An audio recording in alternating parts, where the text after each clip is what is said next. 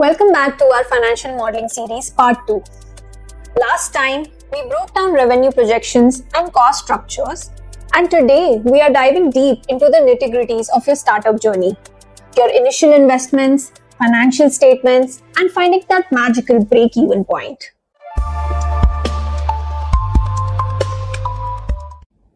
You know what? I love teaching this stuff. Bringing those magical moments when founders suddenly understand their numbers really well. Last week, I worked with this incredible tech founder who was about to pitch to investors without understanding his cash burn rate. But after we built his model together, he realized that he needed to ask for twice his original funding amount. That model literally saved his business before it even launched. So grab your favorite beverage and open that Excel file we started last time, and let's continue to build your financial model. First things first, before you make a single dollar, you'll need to spend some money. It's like planting seeds before you can harvest the crops.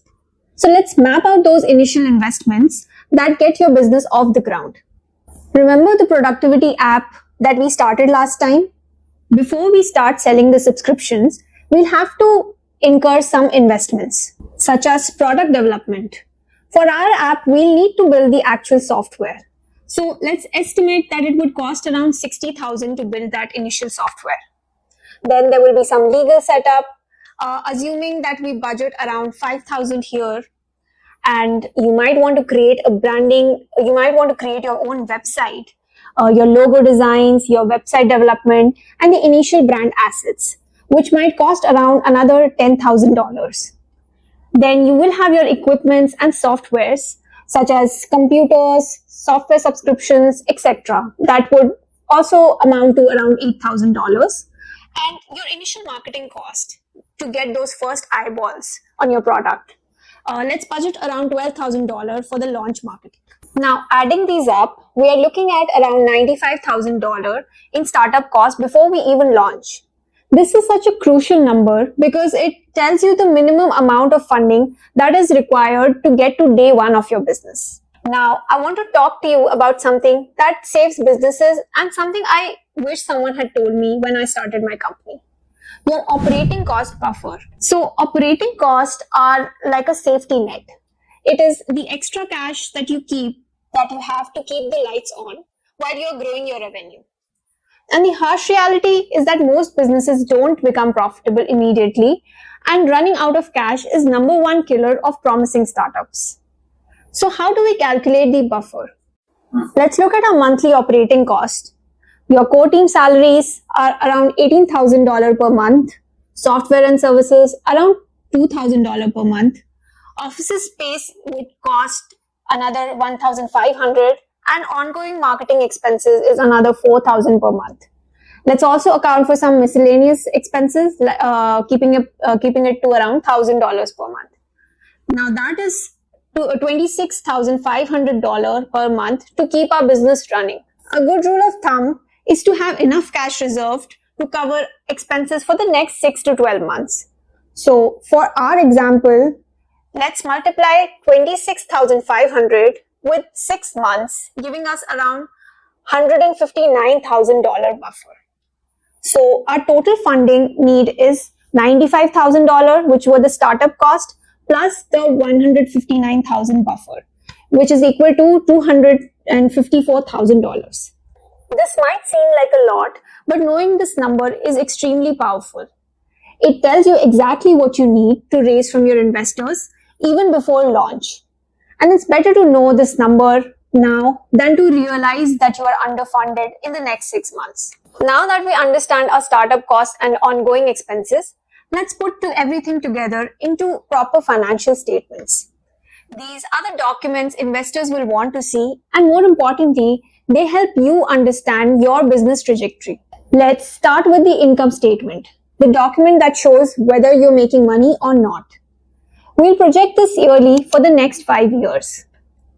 First, let's bring in the revenue projections from part 1 of our last video, where we were making $100,000 in year 1 and growing it annually at the rate of 20%.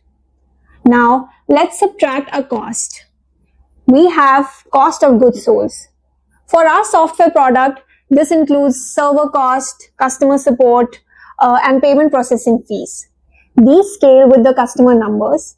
So to make it slightly simple, let's consider that the COGS or cost of goods sold are around 25% of your revenue. But of course, when you are actually working on your model, you should consider each cost individually. So subtracting COGS from your revenue gives us our gross profit, which of course is 75% because of our COGS assumption. Now for the operating expenses, which are basically the fixed costs that don't directly scale with our sales. So first add our general and administrative costs, that is G&A cost, which include your core salaries, offices and utilities, software and subscription cost, etc. Now consider that these costs go up by 10% every year. We get our G&A cost for the next 5 years. Similarly, let's add our cost for marketing and advertising expenses. And now add any other miscellaneous expense in the other expense tab. Now if we go back to our income statements, we can see that our operating profit or EBIT is negative for the next 5 years. This doesn't look great, does it? We are showing losses across all 5 years. But this is exactly why financial modeling is so valuable. It shows us that our current plan isn't sustainable. So we now have two options, either to increase our prices or reduce our expenses. Let's try adjusting our pricing from $50 to $75 per customer annually. Now we can see the improvement in our operating profit. It is better but still not profitable within the 5 years. Now let's also try reducing our team size slightly to bring salaries down to 180,000 in year 1. We are still showing losses, but the trend is moving in the right direction. This is exactly the kind of insight financial modeling gives us and helps us test scenarios before you spend real money. Now, let's figure out when this business might actually break even. The break-even point is where your revenue equals your expenses. That magical moment when you stop losing money. So with our current assumptions, the business would take more than 5 years to become profitable. That's valuable information for setting expectations with yourself and with potential investors. But what if we could find another 2,000 customers in year 1? And along with that, what if we offered a premium pricing at around $100 per year? Now let's quickly model this scenario. We can see that our business becomes profitable in 4 years and 3 months, and we generate 44% ROI by the end of year 5. Isn't this a great news? This shows how small changes in your business model can dramatically impact your timeline to profitability. So, we walked through the startup cost, operating buffers, financial statements, and break-even analysis. What is the most important takeaway? That your financial model isn't set in stone. It's a living tool to test scenarios and make better decisions. I have linked this financial model spreadsheet in the description, and I've also added a link to a free financial modeling starter workbook that will guide you if you are new to financial modeling. And if you want us to create a spreadsheet specific to your industry, comment down and we will create that for you. Thanks for watching. Keep modeling those amazing businesses, and I'll see you in the next video.